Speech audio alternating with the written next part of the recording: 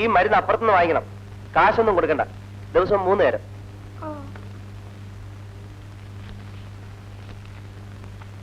എന്താ? ഇവൾക്കൊരു വയറ്റുവേദന.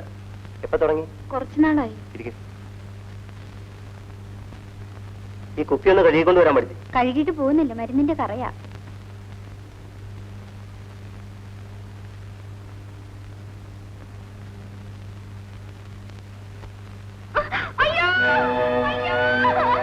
എന്താടി? എന്ത് പറ്റി?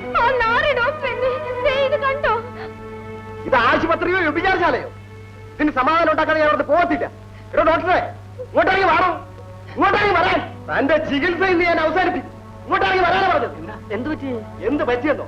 നിങ്ങളൊക്കെ ഈ നാട്ടിൽ ചെറുപ്പക്കാരല്ലേ?